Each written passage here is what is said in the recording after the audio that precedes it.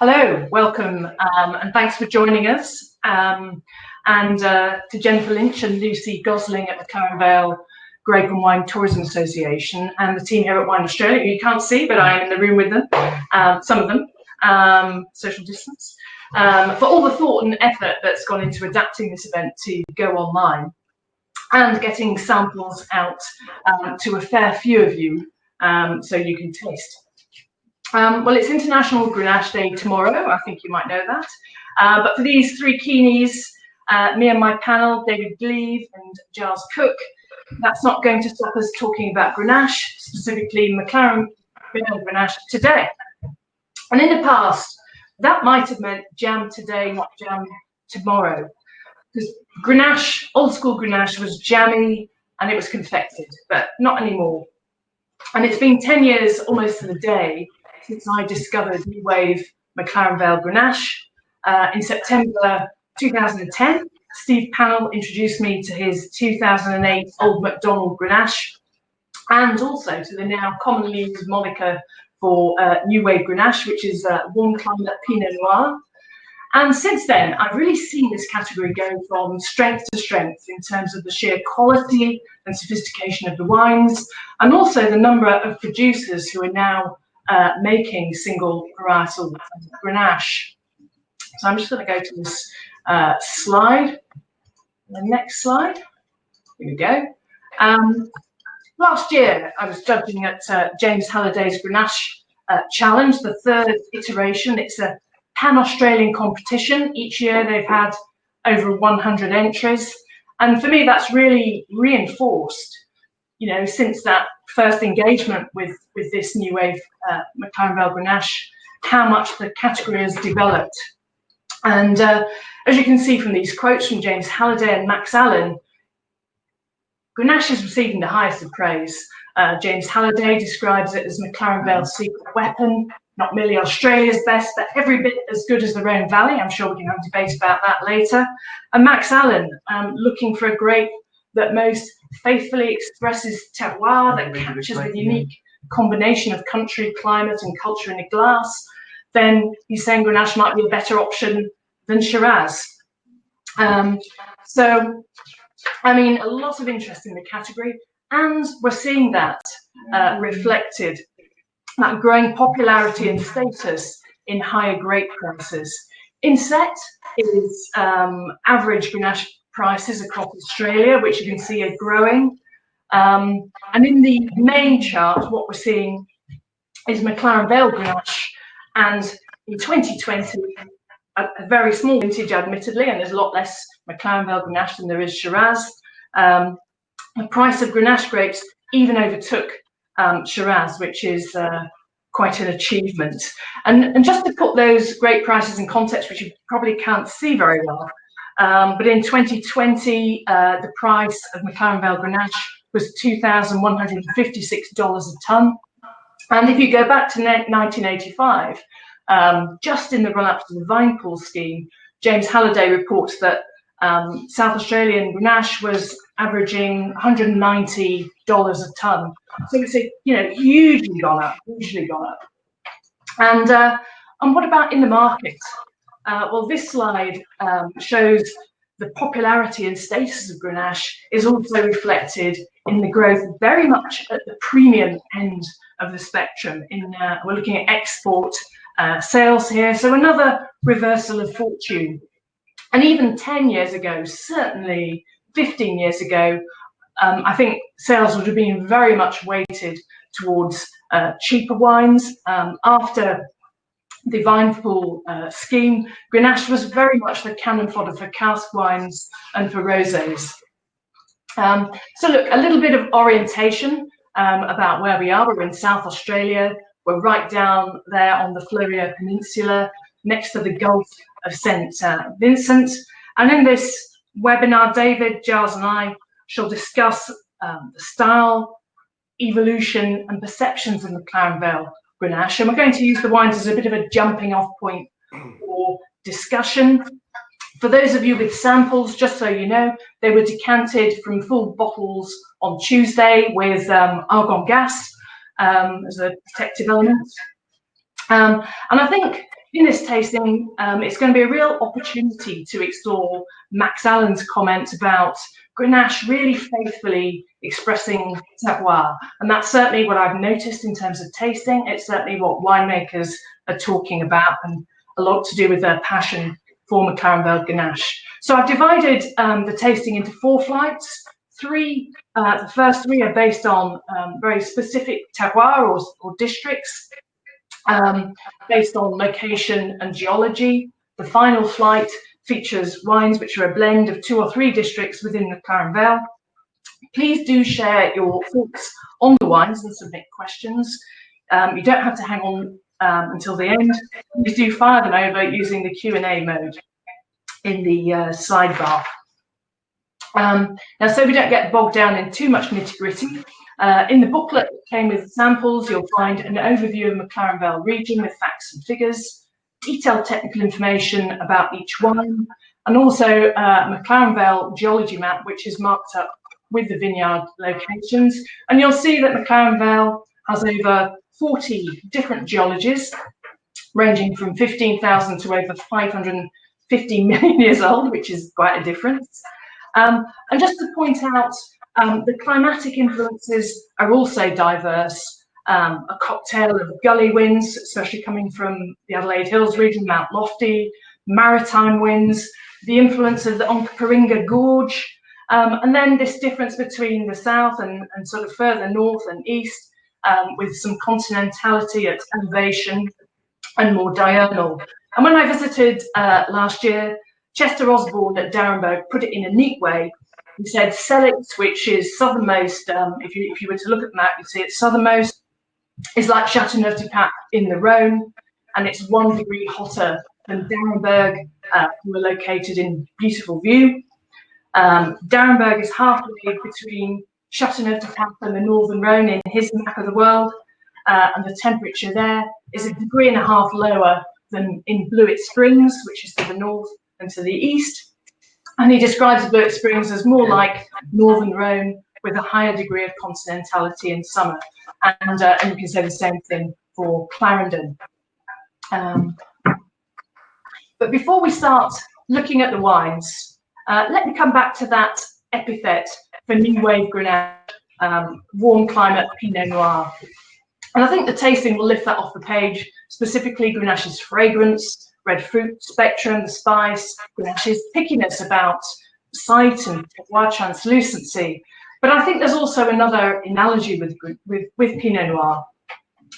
It's a grape about which producers have become passionate. I've noticed a great fervour for ferreting out top sites and articulating them. And I think, you will see this on this tasting, because with shared grape sources for some of our wines, we'll see different approaches to making Grenache, and that human element is a vital part of terroir, and it's what makes the McLaren Vale Grenache scene so interesting. So McLaren Vale's passionate bunch of Grenachinistas include Masters of Wine Mr. Gleave and Mr. Cooke, and I should also mention Thistledown's co-founder, Giles's partner, Virgil Tynan, another master of wine, and they could have made wine anywhere in the world from any grape variety. So let me start with a bit of Q&A, a bit of interaction, asking these British-based masters of wine why they fell for McLaren Vale Grenache, when did it grab you, and what possessed you to co-found, Bolunga 100 and Thistledown and specialise in making it. So, David, let's go with you first.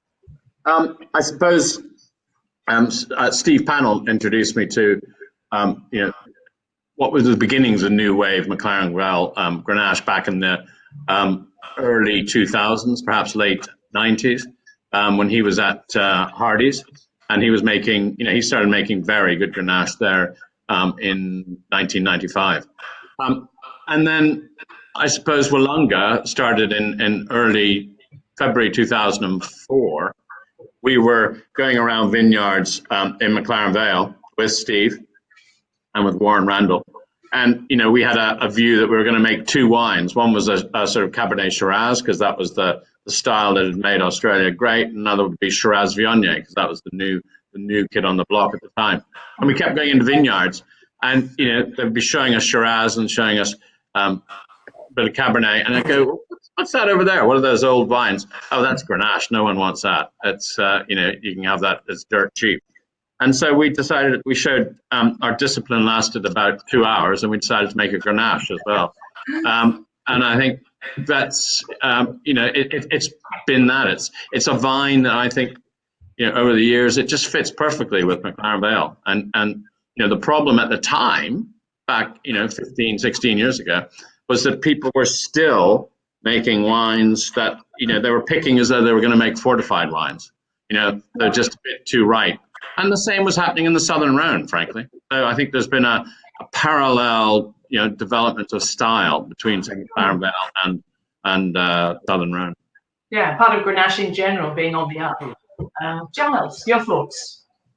Yeah, probably not dissimilar to David in some respects. Fergal and I had both bought Australian wine for Alliance Wine and for Boutonneau, both in the UK.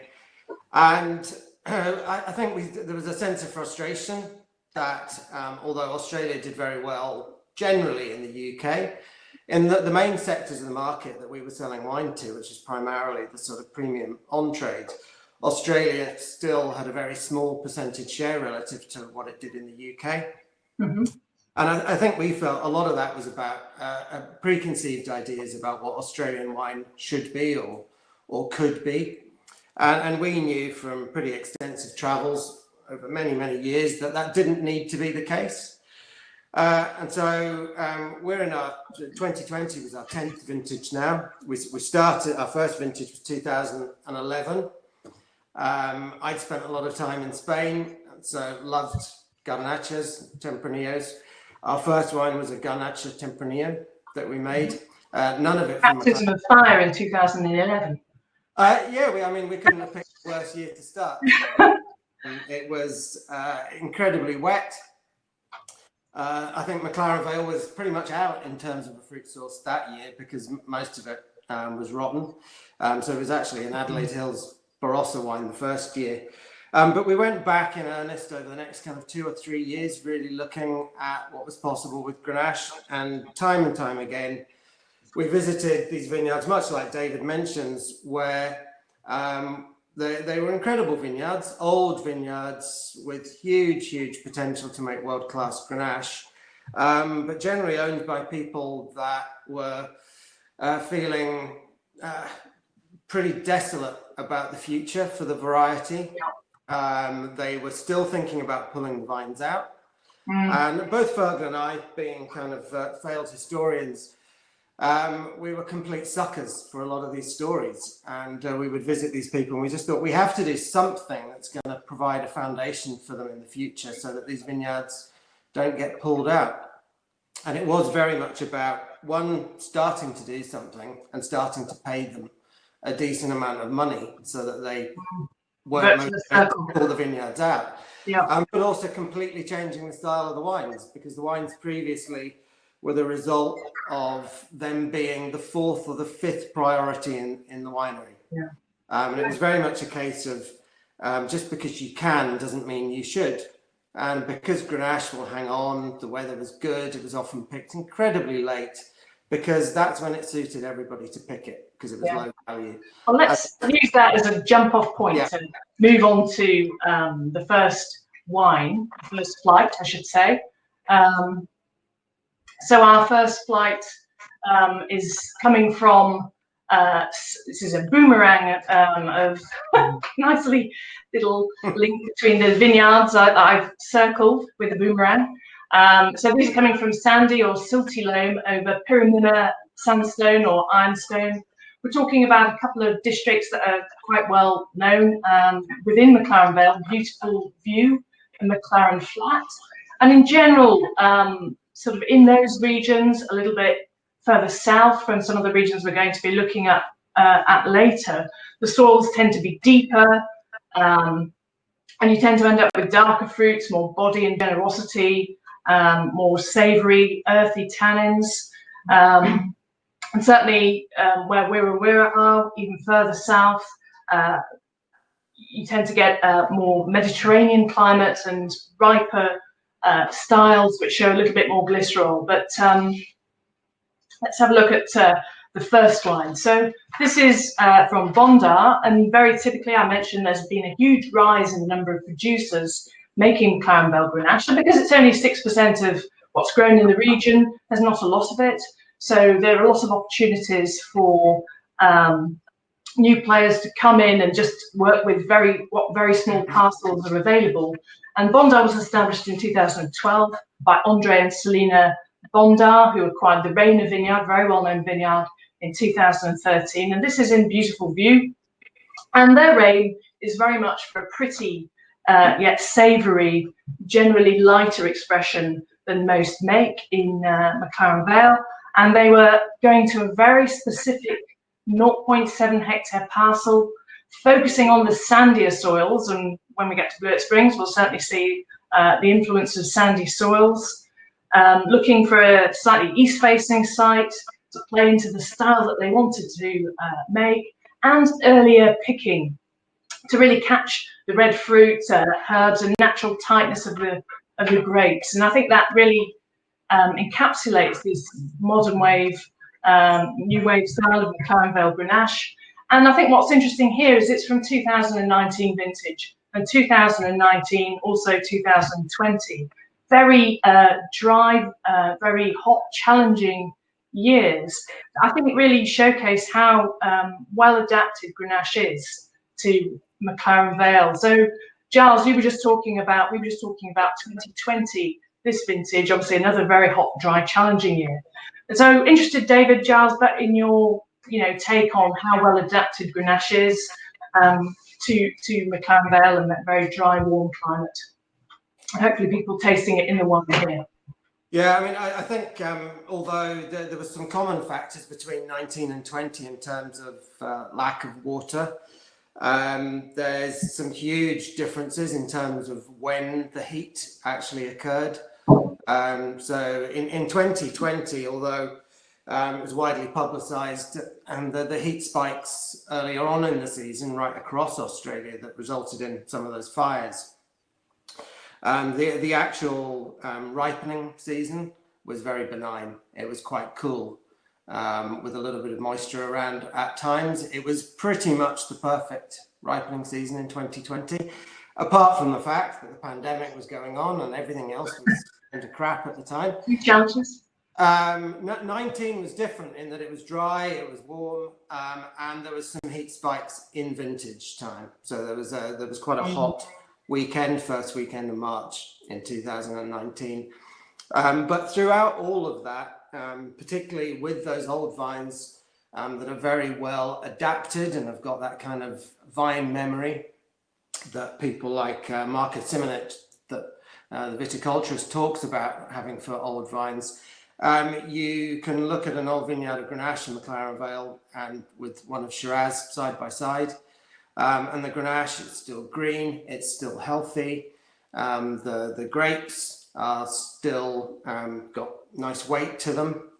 Yeah. That's in a very similar plot of Shiraz, may have had some leaf or defoliation, yeah, and a little bit of bagging up. So the Grenache's ability to close its stoma on its leaves during extreme heat periods is much more efficient than that of Shiraz. I can see, David, you nodding about that. And I know Steve Pannell says that one variety in the region that it's the one variety in the region that grows well without the need for irrigation. So, David, your take on this adaptability and future proofing, if you like, with Grenache? I think it's water is a huge issue across Australia, but particularly in McLaren Vale, and I think. And most grape varieties there need to be irrigated, and certainly, young vine Grenache needs irrigation. But those, old bush-trained vines, or some of them might be up on trellises now, but they've been there for 50, 60, 70, 80. The Smart Vineyard close to 100 years. They've been dry grown, and they're adapted to that climate. And I think, as Giles says, he's got it spot on. Grenache is more adaptable and more capable of sort of dealing with the extremes of climate that McLaren Vale brings, and I think we're going to see more of that in the future. Yeah, so to me, and I think that Bondar Grenache from 2019, that with heat spikes during vintage, I think has a lovely vibrancy about it, with some lovely savoury characters, partly whole bunch. We'll maybe talk about that a little bit later, coming into play as well. Let's move on and have a look at the next wine, which is Giles's wine. So we're still in the beautiful View region, but further north, some way further north. Giles, I know that this vineyard, there's a big story behind She's Electric, and I'm going to cut to the chase and just say the She's Electric name comes from the fact that there are some old vines which survived an electric fire, basically, and there are some new plantings. And you made a beeline for old vines, and obviously a lot of people are talking about old vines being key to the really premium styles of McLaren Vale Grenache. So can I ask you about that, and then take David's view on that? So specifically on old vines, I mean, I touched on it there. There was a brilliant presentation by Marcus Simonich at the Masters of Wine seminar, the big one we had last time around, and he specifically talked about the fact that old vines have vintage memory, which is generally poo-pooed by lots of probably more scientifically trained people, and particularly those people that own young vineyards. There's a romantic ideal, but there's also a more theoretical one, which I've always based on. And I think Australia used to work on the basis that old vines meant power and structure and density, and the consumer has also been trained to read that as well.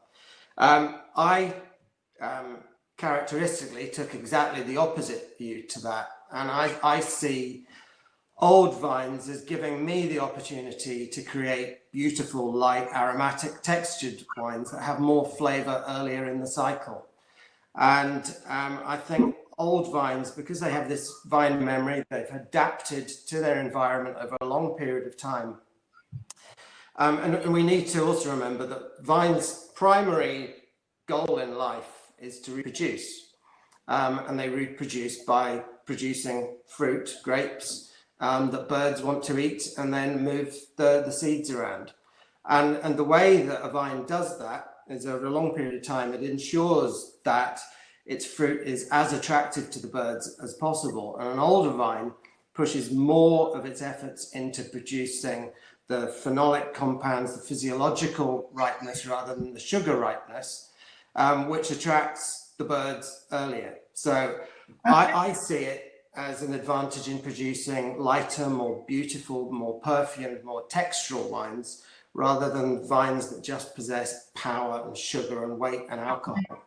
So old vines are incredibly important for what we do. That said, I work with some young vineyards, which, if the yields are very carefully managed and they're on very poor soils, can also produce great wine. Yeah. And just since you mentioned alcohol, I noticed there are a few questions about alcohol.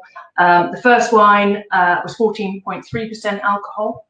The wine we're currently looking at, the Thistledown, 13.5%. And the next wine is 14.5%, the Rayner. So those alcohol levels. David, old vines. Yeah, I think I broadly agree with Giles. I think, for me, that old vines have reached a balance, and I think with Grenache, a bit like Pinot or like Nebbiolo or Sangiovese, they struggle a bit when they're young because the vine's natural tendency, they're just too vigorous at that stage. Once Grenache gets beyond 25 years or so, I think you start, and depending always as where it's grown, you get the better balance, and I think you get yields down to a more manageable level. It's not like other varieties where you can push yields up. I think Grenache, if you want to get it right, you've got to manage the crop, and the old vines are auto-regulatory. And I think with Grenache, the key is I think it comes back to me. The Italians have a phrase for it, that croccante nature. The skins need to be crunchy. As soon as Grenache gets sort of slightly soft, you start to lose aromatics, and you also start to lose the tannin structure that we want in these wines. And I think that's, for me, the key about the old vines. They give you that almost, naturally. But the picking date is the key, and that's where I think McLaren Vale has changed, and where the Southern Rhone has changed so much in the past decade. When we first started making those single vineyard unoaked wines in 2014, people were going, well, that's not very Grenache. And I think now you look at these wines and they're all along that style. And to me, that's very Grenache. That lighter style is Grenache. And I'm seeing it from Sardinia as well. I've got a Canna now at the moment, which is lovely, light in color and fragrant. You wouldn't have had that, 5 years ago. They were going for power, and that was over ripeness. And when you get over ripeness in most varieties, you destroy the sense of place and the sense of variety. Something that people, I know producers talk about a lot, and this is related to an issue with young vines, is that young vines throw a bigger crop. So yes, you can manage that. And I remember Mike Lane at Yangara Estate saying the point that you made, David, that the older vines auto-regulate in terms of, how many buds and shattering in a hotter year when they can't stay in a bigger load. But younger vines, he said, with bigger berries and bunches and thinner skins, if you prune them too hard, you get too much sugar and raisining. So even trying to manage it, he hasn't necessarily found successful. But there are supporters of younger vines, and I think it's probably important that new Grenache vineyards are planted, because there's not very much, and they will become old. And bush vines is a part of it, but I'm conscious of the time, so I'm going to move along so that we talk a bit about the Wirra. So the Absconder, we're now going to the southernmost point, and some way inland to McLaren Flat, and we've got silty clay and loam over red perlmutter, sandstone and clay, and I think very typically what I notice when I'm tasting wines from McLaren Flat is that they tend to be softer. You tend to notice a bit more glycerol. You tend to see a bit more ripeness, and I think the Wirra is certainly very true to that for me. In some respects, you might say a little bit more Rhonish, old school. But I think even at Wirra, this stylistic makeover for New Wave Grenache, the first release of the Absconder was in 2010, and the winemaker reported that there were a few eyebrows being raised at daring to put Grenache on a pedestal alongside their top Shiraz and the Angelus Cabernet Shiraz. And a member of their own wine club inquired, "Isn't that the shit that you blend into Grenache to get rid of it?" So, gosh, how things have changed. But what about you? What are you finding in terms of perceptions of Grenache? Has it been a struggle? Has it been difficult? Are things changing? I think there was Steve Pannell's got a lovely term for it. Grenache used to be red Riesling. Everyone talked about it, but no one bought it. And I think that we're starting to see people actually buying it now as well, and I think that's reflected in the increase in grape prices. And I think part of that is just the diversity of style. I think Absconder is a bigger style. It's got nice use of oak. And I remember a sommelier saying to me a couple of years ago, I like. We have another wine with Lunga called the Tithing, which is a slightly bigger style. And I said the Tithing is the Grenache for Shiraz drinkers, whereas the 100 is the Grenache for Pinot drinkers. And I think Grenache has these spectrums of tastes, and I think we're going in the direction of that more Pinot style generally. But I think we've got to remember not to sort of totally forget about the slightly bigger style, because certain sites are going to be better at producing those styles. And I think McLaren Flat is one area that will. Yeah, and then you come back to the whole point about Grenache being very expressive of site, exactly where it's planted. So it stands within reason, with all the different diversity within McLaren Vale, that we should have a diversity of styles. And I certainly saw that judging over 100 Grenache last year in the James Halliday Grenache Challenge. Giles, your thoughts on perceptions of Grenache and how it's changing?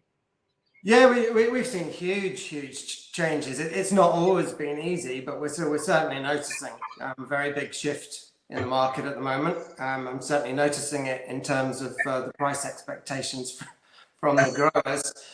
But I think it comes down to when we're producing Grenache, it's more fragrant, earlier picked style of winemaking. The wines are incredibly versatile. And there's a number of Grenaches that we make that can really do 3 or 4 different jobs depending on what temperature you serve them. And that's just within one wine. And you have to remember that in Australia, most of the people live around the coast. Producing 15% blockbuster Barossa Shirazes is not necessarily the right style of wine to go with their own culture. And I think Grenache now, the way that it's being made, is so much more relevant to the way that they drink as well. Yeah. That it's finding a whole new generation of drinkers in Australia. And we're also seeing it through what we do in McLaren Vale, but also wider South Australia with a number of our other wines, which are appealing to people that are looking for something which is old vine, but it's perfumed, it's aromatic, it's delicious. And I think that the single biggest change in Grenache has been that the old styles were heavy, they were dull, they were over oaked, they were overripe. Grenache now is just plain delicious. And the Australians moved along with market trends, I think. Yeah, the Australians love this phrase smashable. Yeah. And Grenache does smashable. Yeah. So easily. Yeah. And so we've seen a huge change in people's willingness to have a look at it. Yeah. And I'm just going to pick up before we move on to the next slide, a couple of questions. So the question about old vines, from your perspective, what is an old vine in McLaren Vale? What age range are we talking about? Just very quickly, what's roughly just? I generally use 35 years plus as being old. Yeah. But most of what we're dealing with was, there was an awful lot of plantings in the late 40s and the early 50s. Bernard Smart was responsible for quite a lot of those. And then there's obviously some that date back to Bernard Smart's father's time, like the original Smart Vineyard, which is 100 years old this year. But yeah, generally 35 years. That's pretty much where the Barossa Charter, Old Vine Charter starts, sort of like one generation. So yeah. And another question about how much irrigation is being used for Grenache in McLaren Vale. I mean, I think not a lot, but maybe you can tell me differently. Certainly at the premium level. Pretty much none on any of these. Yeah, because it's adapted. It's going back to that point. We have a vineyard in Moritz Road, as you know, and we don't. There's no need to irrigate the Grenache unless we plant a new vineyard or do some a bit of layering or things like that. But mature vines, Grenache doesn't need. It ripens. The major reason for irrigation is to ensure physiological ripeness. I think, and I think that's, Grenache manages to reach it in dry conditions. Yeah. And another question, which I imagine comes from the Wirra Wirra, because it's got, to me, I always see this character of the absconder, this sort of eucalyptus menthol character.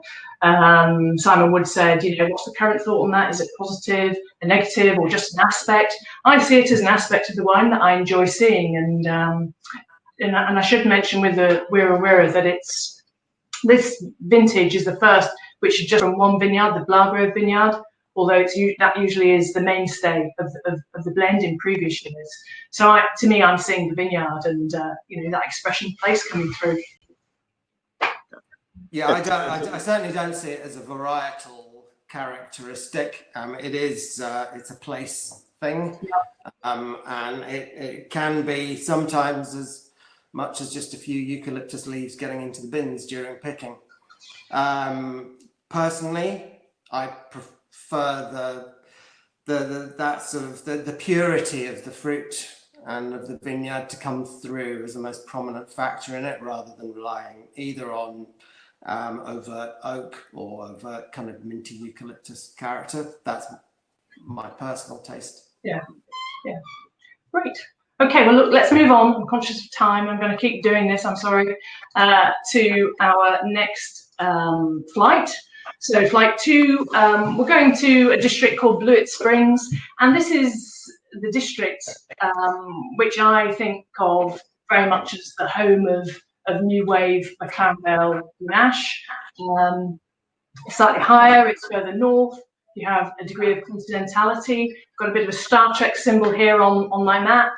And it's interesting to see, you know, how far apart vineyards can be within Blewett Springs. But I think the main thing that you see is that geology really shining through within that area, and the importance of these deep sandy soils, I think, is absolutely key.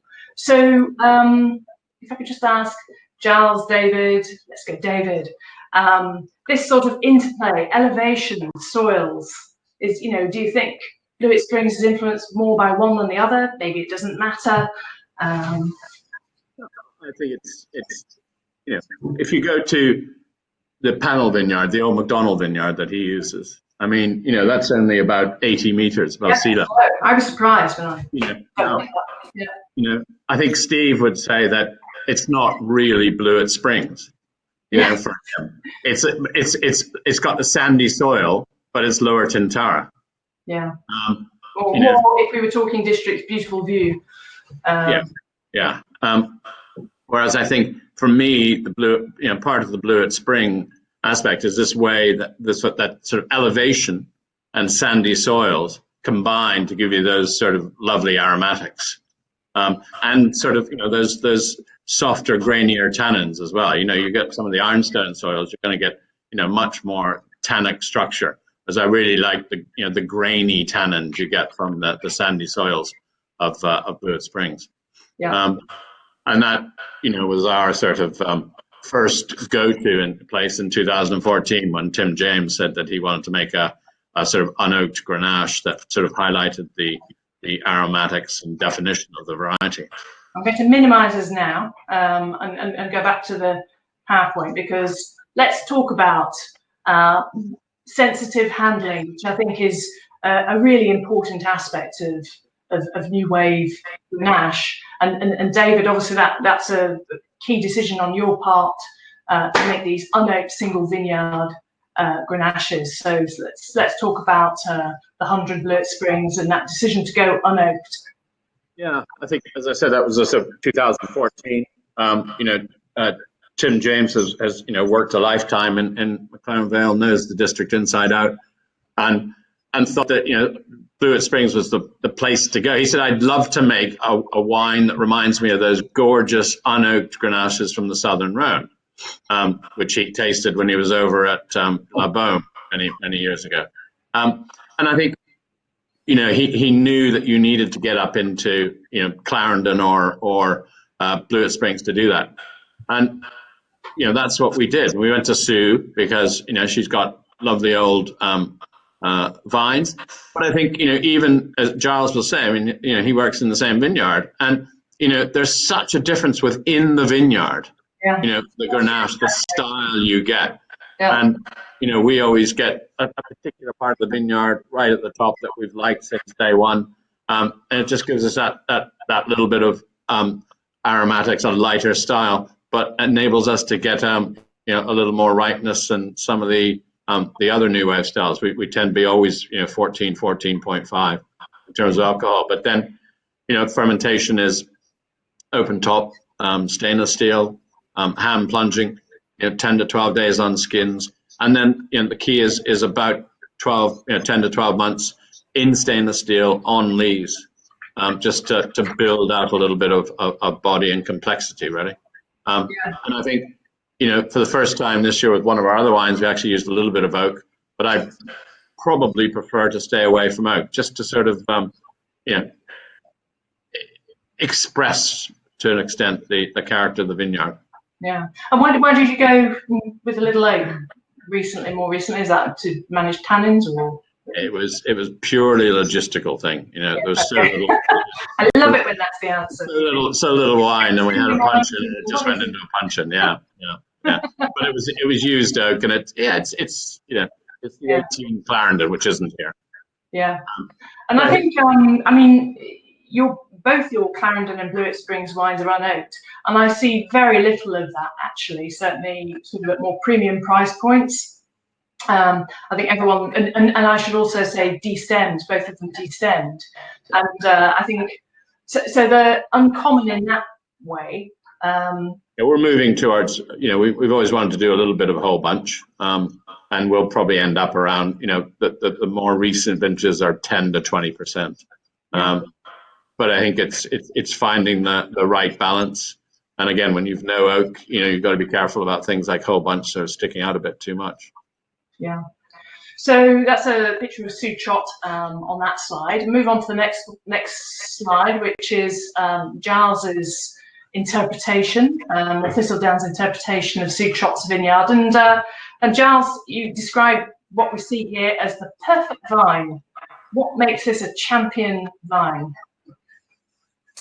Well, this is in the same vineyard, so this is in Suchot's vineyard, and as David mentioned, there's huge variations even within one vineyard. This vineyard is on a pretty steep sort of south-southeast facing slope.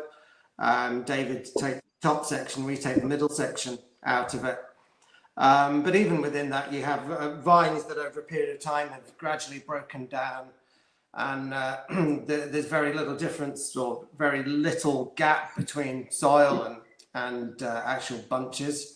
But really the perfect exposure that we like for Grenache is where the bunches sit somewhere around about kind of 12 inches above the ground, ideally off something like sand, which radiates sunlight. And then you've got good canopy over the top with a nice open canopy structure in the middle of the vine. And that way you get good protection of the Grenache bunches during extreme heat, because it is relatively thin-skinned, and then you get nice radiated indirect sunlight coming up to the bunches from the pale sand underneath. So that vine to me has pretty much exactly the right balance, canopy to fruit, and about the right height for the fruit above the ground as well. So that was me just getting completely geeky. I love the geeky photo, and it helps me because now I can put another question to you from Jamie Kitty. This one, what about yields? At what level does Grenache fail to shine? That would vary massively from vineyard to vineyard, and I guess it really depends also what you want to do with it as well. But I mean, if we're talking about this style of wine, the yields are tiny and extremely variable from one year to another. Put a number on tiny, Giles? 1 to 2 tons an acre, something like that. Yeah, and David, I think sometimes 4 tons per hectare is 4 to 5 is where we would want to come in, but yeah, sometimes it's going to be lower than that. Like if it's like 2020, the crops are tiny. Yeah. Okay. And because I think there's another point which I think Giles makes is we got to be so careful about it's not just its crop, you're looking at berry size as well, and that's so vital for these wines as well. You don't, and the great thing about non-irrigated is you can manage berry sizes, again, auto-regulated with Grenache. Yeah. Okay, now Giles, you're using quite a range of winemaking techniques across your wines, so quite different from David's approach. And I think when I sort of talk about Burgundian techniques, and I think it's useful at this point to look at Aphelion. So established by Rob Mack and Louise Rhodes, husband and wife, in 2015. So great sort of young guns. And when they started making Grenache, they wanted to focus on it. They just have focused on Blewett Springs, and they made different cuvées called Bunch, which had 100% whole bunch, berry, 100% whole berry, pressings, just pressed juice, and Confluence brings everything together, more or less. I don't think there's any pressed juice in this particular one. But talk me through some of the techniques that you've been playing around with, and also I know you're working with cement or concrete and as well as wood, and the whole range of styles. Yeah, so we've been buying fruit from Trot, just going back to the previous wine, which kind of illustrates the way that our winemaking has evolved over a period of time. We've been buying fruit from that vineyard since 2013. The fruit is regularly spectacular, some of the best fruit in the region. But I think the first 2, 3, even 4 years that we made wine from it, we didn't feel that we were necessarily capturing all that beauty. We were losing something in the translation from fruit to wine. And in 2016, we brought concrete eggs into the winery. And we started doing a technique which the guys in the winery absolutely hate, because it's pretty labor intensive, which is this kind of layer cake ferment. So we use approximately 33% whole bunch, and we put a layer of whole bunch, then a layer of crushed fruit, then a layer of whole bunch, and we build it up to the top. And then we leave it completely. We don't plunge it, we don't pump over, we do nothing whatsoever to it. And the first year we did it, we did a control with just a traditional open ferment hand plunged. And the wine that came out of the egg, despite that it had no mechanical extraction whatsoever, had more purity, more tannin, more flavor, more aromatics. And it's pretty much the way that we've handled this fruit ever since. We've had to change the scale of it a little bit. But we now work on the basis, wherever possible, that all of our Grenache winemaking is more about infusion than extraction. And Eben Sadie in South Africa came out with the beautiful phrase that he makes tea, not coffee. And for Grenache, that's how we would try and proceed. The old vines have amazing concentration and purity and personality. And we would prefer just to let them gently infuse and let that flavor come out rather than pushing it too hard. And that combination of using quite a lot of whole bunch, which gives it structure and focus and definition, it's all wild fermented, and then concrete as well, just has helped us really. And since 2016, when we started doing that, I think there was a big leap in terms of the personality and the faithful reflection of sight into wine. Yeah, there's a question from Simon Woods saying 4 and 5, both lovely, but there's a crunchier feel to Giles's wine compared with David's. Any explanation? And I guess some of these techniques that you're talking about, I think certainly whole bunch can give some energy to the wine, and using cement or eggs, I think. Yeah, probably the single biggest difference there is the whole bunch element of it. This would have 33% whole bunch, and I use whole bunch on everything, including other varieties. And for me, it's not a matter of whether to do it, it's just how much to do it. And the last thing we're trying to do in Australia is to promote ripeness. What we're generally trying to do is to contain it.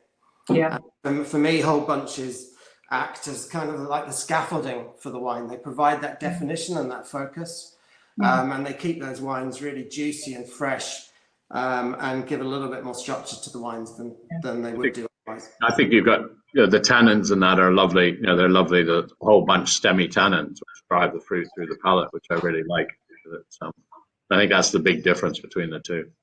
Yeah, and David, you're really familiar with Steve Pannell's wine, the next one we're going to look at, and Steve talks a lot about, again, not trying to make those big bodybuilder wines, using reductive techniques, and he's using large format oak, so old 4,500 litre foudre to keep the wine from too much oxygenation.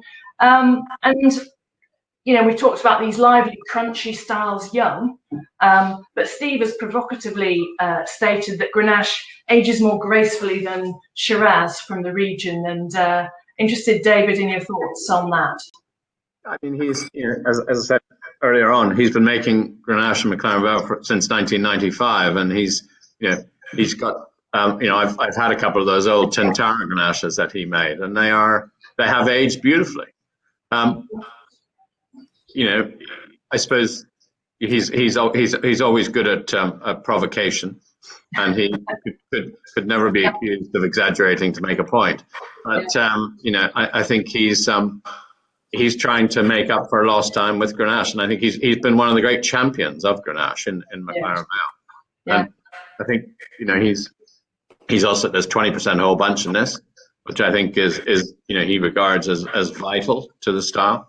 But I think even here, you know, if you go back and look at those Tintara wines, you know, he's pulled back in his right as well. You know, he's yes, absolutely picking at an earlier stage, and I think the wines are all the better for it. Yeah. And Steve makes the point as well with Grenache that, you know, they're wines that are, you know, they show, you know, where they come from rather than who made them. And I think it's, you know, he talks about Grenache being a great variety for sort of amplifying the site, the sense of place. Yes. And we were talking earlier, and I should flag this, that we've moved on to 2017, which was a very different year, a much milder year with a very long growing season, and so cooler.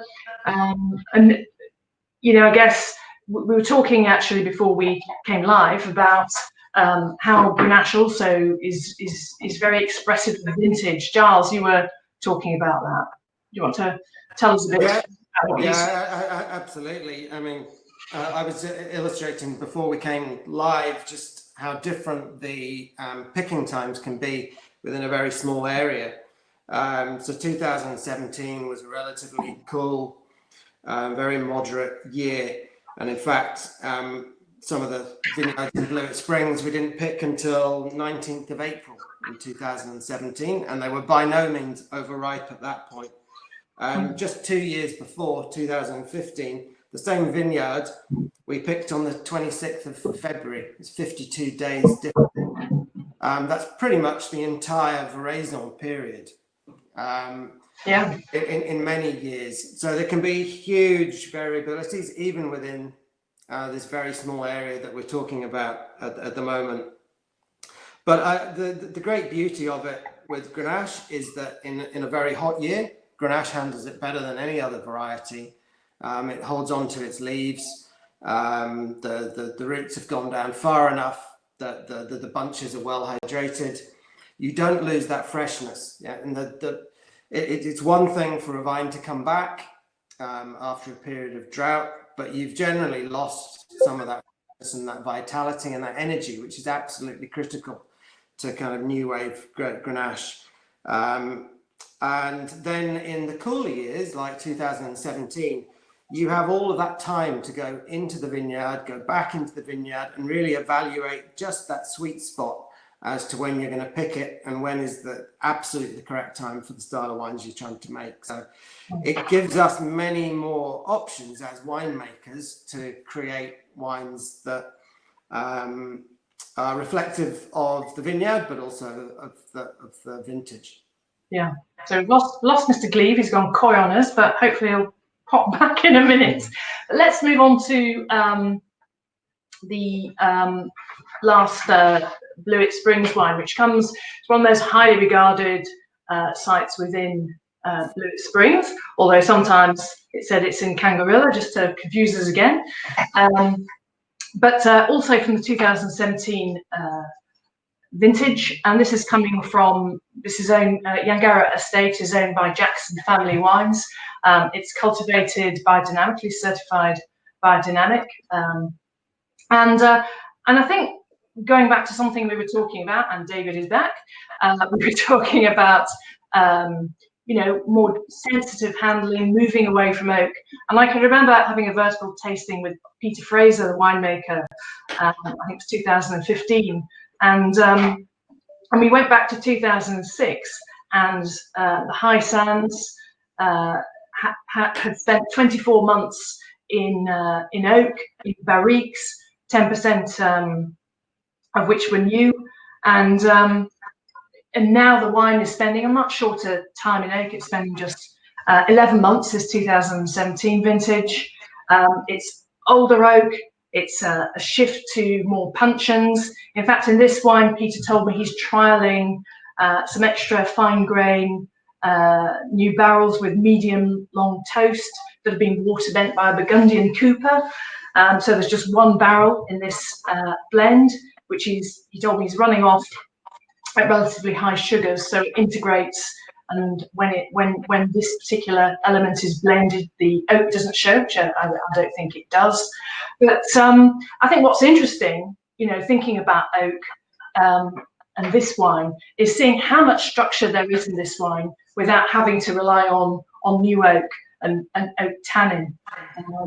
I think Peter always talks about gritty tannin profile from this site. I think you see that there, and also something that we haven't talked about is Grenache's low pH.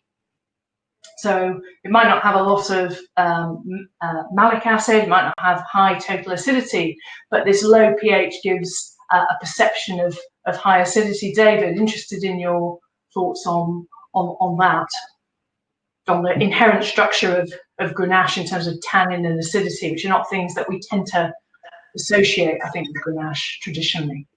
I think there has been historically in McLaren Vale a view that you need to adjust pH at harvest. And I think these days I think more and more winemakers are trying. It used to be 20 years ago in Australia, it was we pick on flavor and adjust acid or other things. I think these days people are pulling back and they would rather not acidify if they can. And I think Grenache again from these that's why Blewett Springs and these higher sites are going to work, because they you do have better diurnal variation and you're going to retain acid better. And if you pick a bit earlier, you'll get better natural balance. Yeah. One thing about this vineyard, funnily enough, there's a link here with the Smart Vineyard in Clarendon, because it's I think it's this was planted by the Smart family. Yeah, by Bernard's dad and Bernard himself, I'm told. And they think 1946, maybe bits of it. He assumes that cuttings for the High Sands vineyard came off of his original Clarendon site. Yeah. They don't have any records of it, but that's what he assumes. Yeah. Well, looking back over this flight from Blewett Springs, I mean, certainly to me, there's some very classic characteristics in terms of the lift, the spice, partly coming from the whole bunch, but then that's working with the style. But certainly that sort of finer frame and quite prominent tannins, but really sandpapery tannins, which that's slightly nice, gently abrasive quality that to me helps really embed the flavors and intensity of the fruit. Just very quickly, because we'll need to move on, but just your thoughts on Blewett Springs and what you can expect in the wine. Giles. Yeah, so I mean, Blewett Springs for us is the crown jewels of McLaren Vale. It's a beautiful region because it's got that elevation. You can look over the whole of McLaren Vale, which in itself is a very pretty region. And it has that incredible combination of those raised altitude sites, which they capture those cooling sea breezes off the Gulf of St. Vincent, which moderates the climate. You've got those incredible soils, that aeolian sands that were blown into the region that are very deep. They're free draining. They produce amazing radiated heat. And what you get as a result of that, the combination of that with all of that vine age, is just these incredibly pretty, beautiful, aromatic wines that have layer and layer and layer upon of flavor and texture. And they come across quite often as being quite immediate and open, but then they have this deep level of layers underneath them, which I guess kind of reflects the history and the geology of the region as well. But there's nothing that's more in tune with what Thistledown set out to be than Blewett Springs, which is trying to produce something which is much more kind of aromatic and textural and food friendly. So Blewett Springs for us is certainly our favourite. Smashability and seriousness. Yeah. Both in the wines. David, quickly on Blewett Springs, and we'll move on to Clarendon.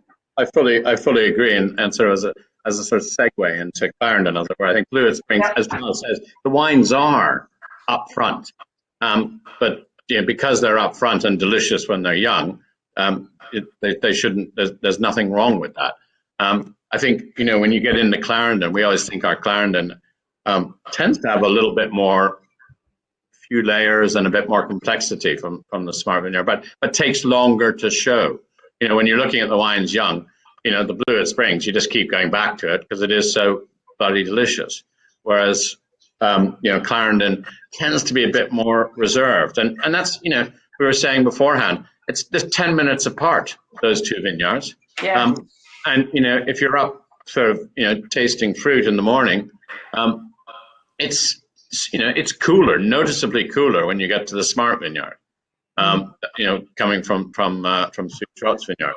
So it's there's that shows the incredible diversity within McLaren Vale. Yeah. And it's I think I think that vineyard planted in 1923. I love the fruit that comes off there, and that's one of the reasons we're showing the 17 today rather than the 18, because it's I think it just takes a little bit longer to come around compared to the Blewett Springs. Yeah. So just very quickly before we talk Clarendon, we've segued into it very neatly, but a question from Alistair Gibson about organic biodynamic practices increasing in McLaren Vale, and I can quickly answer that in that I think very much so. I think it's a really key region for actually significant hectareage of biodynamic producers. So Darrenberg, Paxton, Gemtree are very, pretty significant areas of vineyard that are cultivated and certified biodynamic. And across the region, Sustainable Wine Growing Australia, a lot of growers and producers are certified under that scheme as well. But so that's just a really quick off the top of the head answer. But to come back just to add to that, Sarah, the whole sustainable movement, which has now been adopted by the wider industry in Australia, was developed in McLaren Vale, and a lot of the growers that we're talking about here were early members of that movement. I think it was Irina Santiago Brown had done a lot of the work with SOAR in McLaren Vale, which has now been widely adopted across the rest of Australia. So McLaren Vale is, I think, and it's one of the reasons why we were attracted to it. It's very inclusive and very open to new ideas and new practices in a way that some other regions maybe haven't adopted things quite as quickly. Yeah. Just a stat on that, Sarah. I mean, 37% of McLaren Vale's vineyards are organically certified. Yeah. And that's far higher. The national average, I think, in Australia is 5%. And sustainable wine growing Australia is much broader than organic and biodynamic. It looks at every element of the chain, as it were. So sustainability, I know, is very important and very paid attention to in McLaren Vale. So just because I'm conscious of time, sorry, going back to Clarendon. So again, thinking about, David, you talked about it, the impact on aromas, flavours, mouthfeel, and tannin structure. And for me, Clarendon is very elegant. I tend to find the tannins to be a little bit more prominent and up front in Blewett Springs. I tend to find slightly juicier. The acidity is more integrated with the fruit in Clarendon, and of course we're talking here clay loam soils. We're a little bit further east, a little bit further north, a little bit cooler. So Yeah, Willunga 100, David, if you wanted to just talk us through Bernard Smart's vineyard. And I think that style is showing incredible kind of musk characters today, really exotic. I think I've said, as I said before, it's to me it's got lovely aromatics, and it's just a little bit lighter than the Trot Vineyard, with lovely acid, and just needs that little bit longer to come round. It's a fabulous vineyard, and they're a lovely family, and they I think, as Giles was saying earlier on, there's if you want to keep vineyards like this in the ground, you've got to be prepared to pay the price for the fruit. And and that's not just in Australia; that's around the world. And I think we sometimes forget that in the wine industry, that the impact of trying to drive prices down will have on the social cohesion of a particular agricultural area. I was really shocked, actually, because the genesis for getting you two together for this panel tasting around McLaren Vale Grenache came when I was interviewing you both individually for a decanter article that I wrote about McLaren Vale Grenache and McLaren Vale. And Charles, you told me that Bernard had been selling a lot of his grapes to sort of individuals to make wine at home in Melbourne and Sydney. So that's true. It's an incredible story. So that's Bernard sitting on the tractor now. He's 87. Yeah. I think his son Wayne is tuning in to this webinar. Bernard's family have farmed that particular site up in Clarendon. I think it's parts of it are 100 years old this year. But there was a long period of time when Grenache became less popular around about the 1950s, when fortified production declined in Australia. There was very little demand for the fruit, and for a long period of time Bernard used to have to sell his fruit to Greek and Italian families that would come from Sydney and Melbourne, and they would buy the fruit either to eat or to make wine at home. And for a long period of time that's how the vineyard would have made any money whatsoever. But through it, we just found it incredible that despite all of that, they carried on. It probably wasn't so long ago that they got first tractor, and he's kept all of those vines in the ground, and it's an incredible story. And the wine that we make from his vineyard, called This Charming Man, is a bit of an ode to Bernard, and too often we wait until people aren't around to really value them, and we just thought it would be incredible to put him front and center on the label whilst he's still there to appreciate it and be valued, because he and his family have done so much for the region. Sue Trott's vineyard, I believe, was planted by the Smarts. The High Sands vineyard was. So they've had an incredible influence.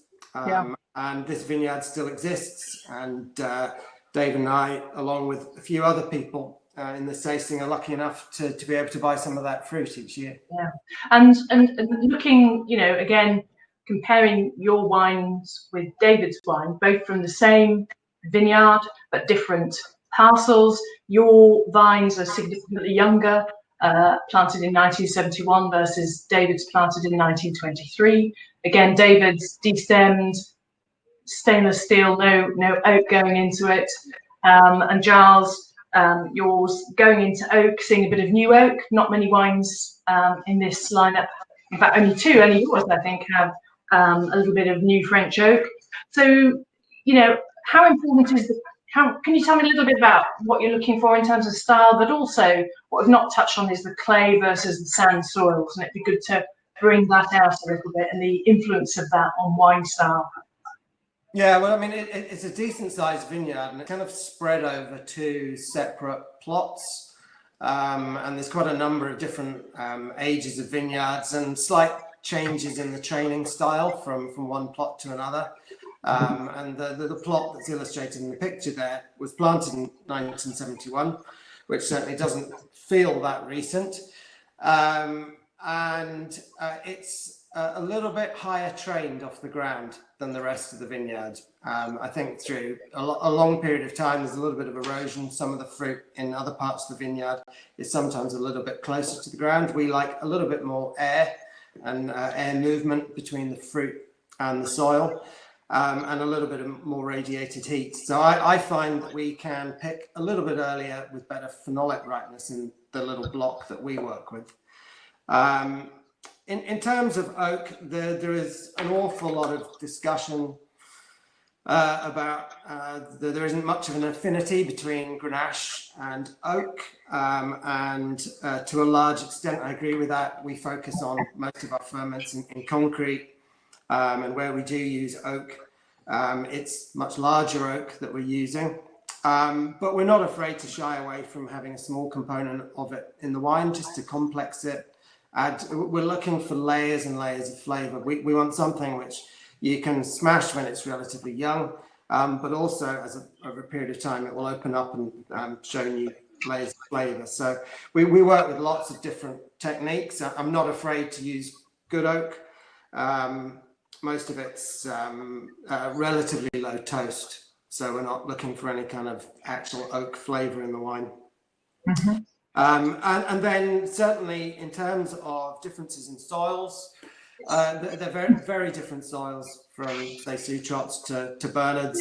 It's a heavier soil. It's got more iron influence in it. And we just find that we don't find much difference in terms of the weight of the wine, but it's more that kind of mineral, almost kind of dried citrus background character that we get in Bernard Smart's fruit, which really defines it. And these wines are beautiful, whether they're young or old. Yeah, blood orange often comes up for me with, yeah, great. Okay, conscious of time again, we'll move on to flight 4. So we're now looking at blends. So the purple indicates where the Becker's vineyards are. And as you'll see from the black circles on that slide, Ministry of Clouds are going to the same vineyards, Trott and Smart, so which has a certain serendipity about it. But before we talk about blends of different Grenache sources, I mean, something that, 10, 15 years ago, we'd have probably been talking about much more would be, at one point, I'm not sure if it's still used, Cadencia, Grenache, Shiraz, Mourvèdre blends were, that's where premium Grenache tended to go. And what's happening with that now, David? I think I'm sure you make one at Lunga 100. No, we don't. Yeah. We probably should. And I think, again, coming back to someone like Steve Pannell, he makes a wine, called the Vale, which is Grenache Shiraz. And I think, for him, that sort of almost is the, epitomizes what McLaren Vale does. Yes.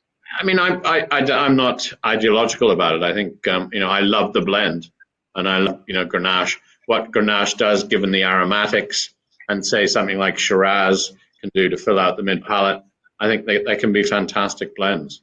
And I think it's part of Grenache's sort of, again, adaptability and diversity, that it can work as a single variety, or it can work, in blends.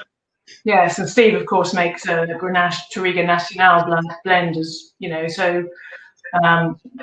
But definitely for me, and in the competition judging last year, there are a lot more single varietal Grenache than blends with other varieties. Yeah. And I think it's really the journey that Grenache has needed to go on to prove a point. Yeah. Previously, Grenache was blended away into blends, and Grenache has now had to go along this journey to prove that it's worthy of being a single varietal, and it can be world class in its own right.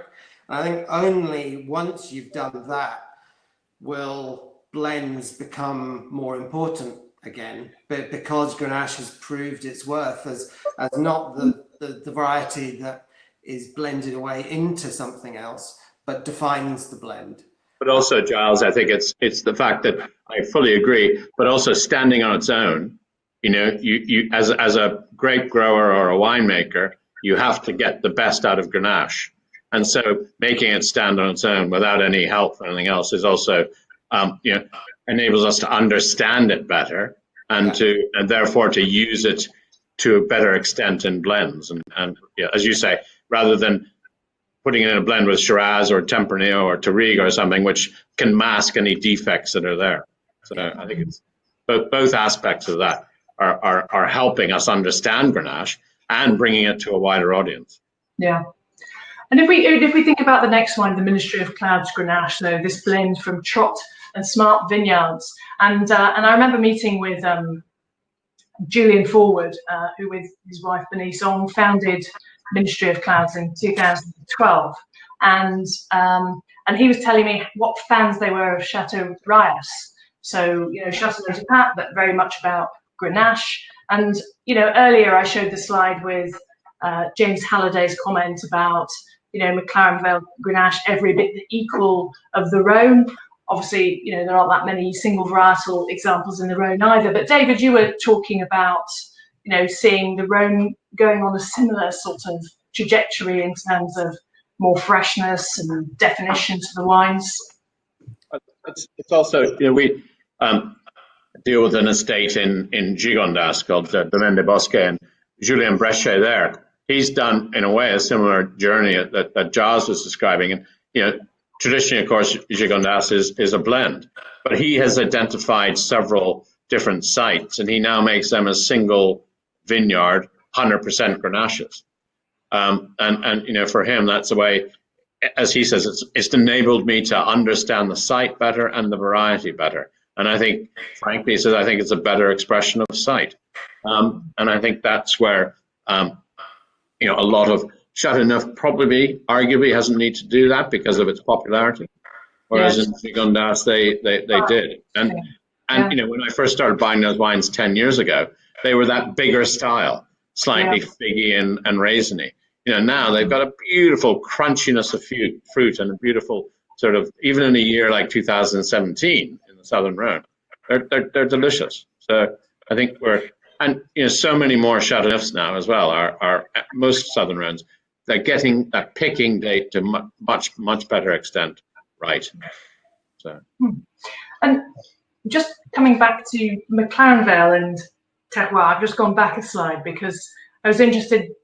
Julian was telling me that their vineyards are pretty much, sometimes they source from the She's Electric vineyard, which is this sort of southernmost of those Thistledown vineyards. So just below the first black circle.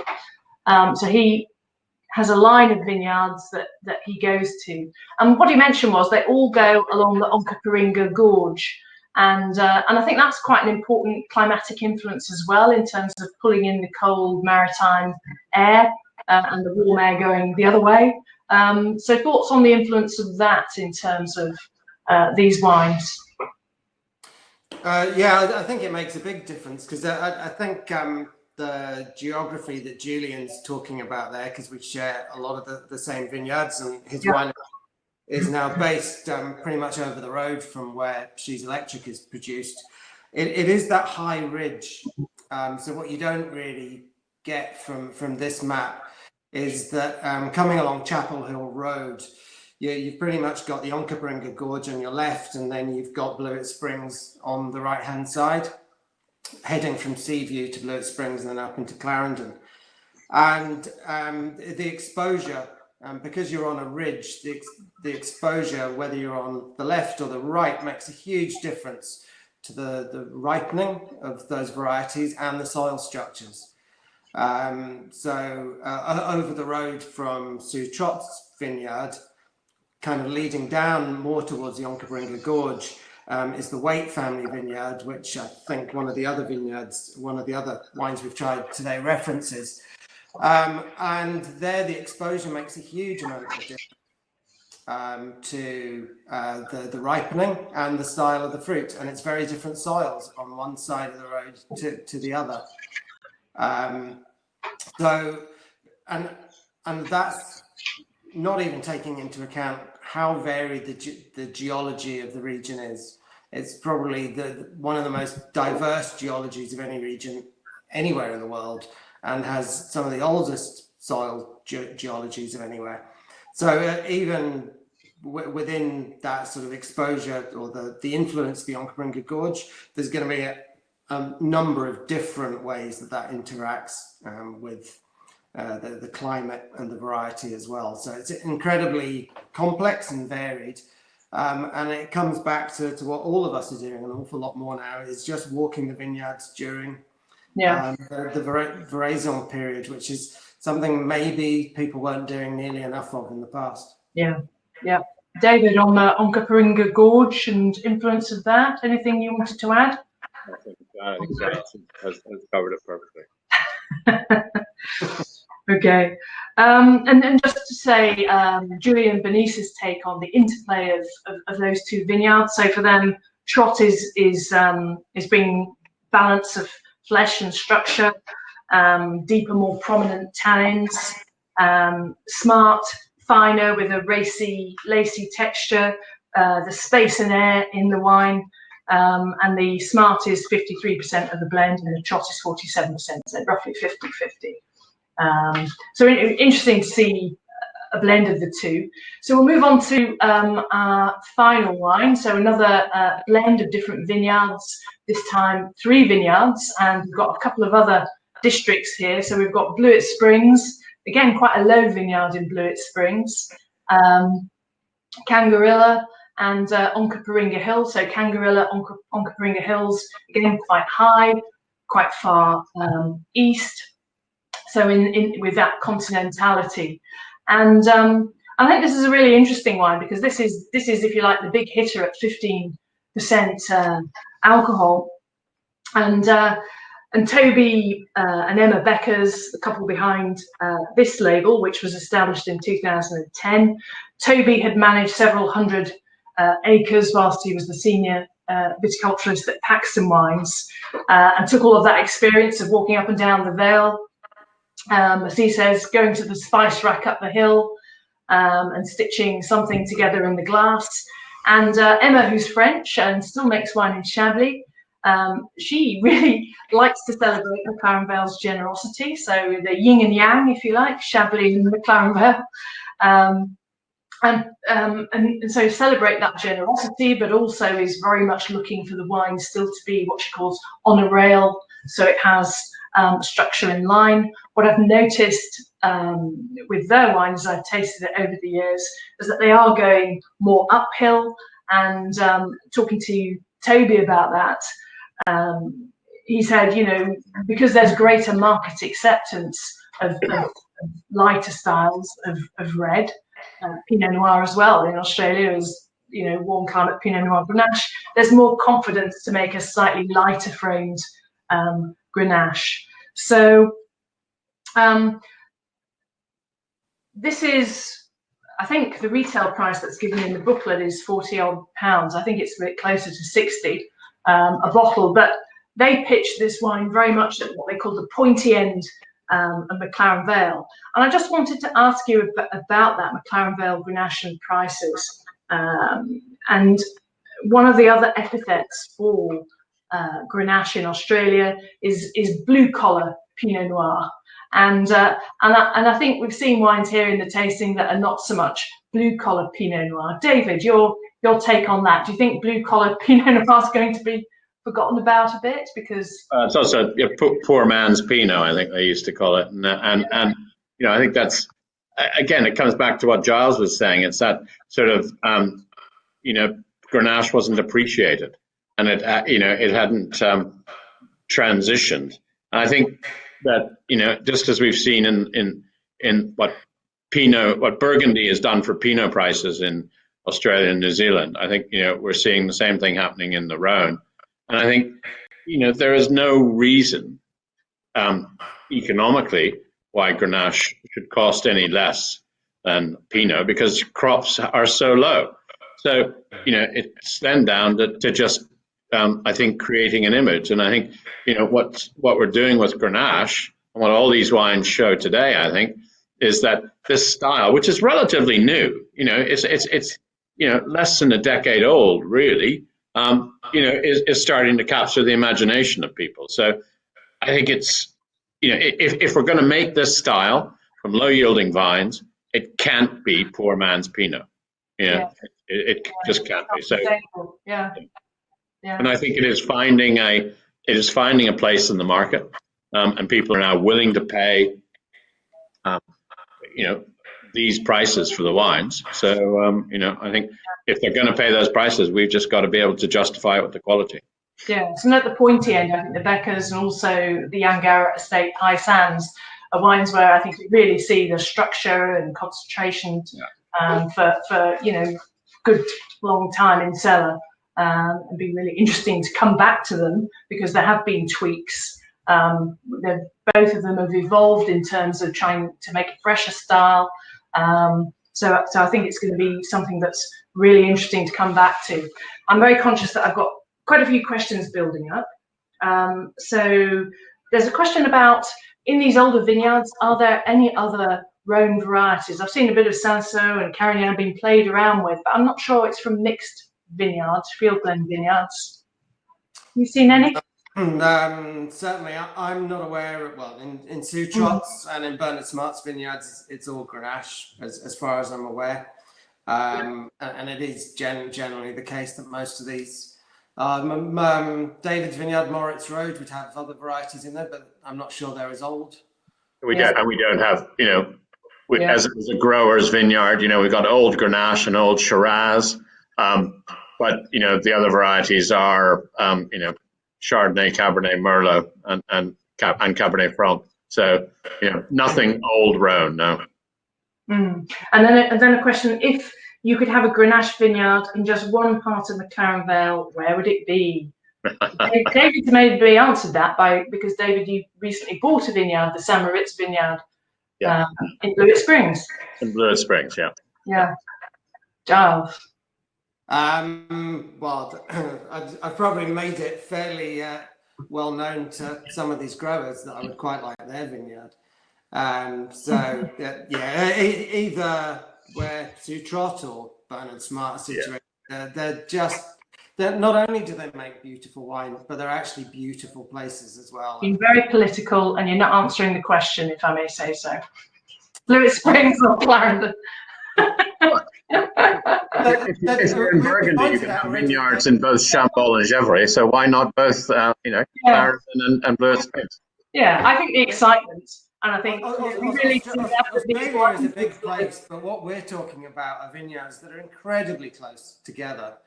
So that it's not so far apart. I could manage both. Yeah, but I think what's really beautiful about what we've seen and what we've talked about is the diversity within McLaren Vale, and all of it being revealed in wines that are premium wines, and that, you know, really introduce a new genre to the Australian paradigm. Let's say that. So I'm conscious that I'm getting looks that I need to say. And now, can I ask everyone to vote on the poll? Which was your favourite Grenache of the flight? Is it obvious where to vote? Okay, so it'll be up in a minute, I'm told. So please stay with us. Stay with us.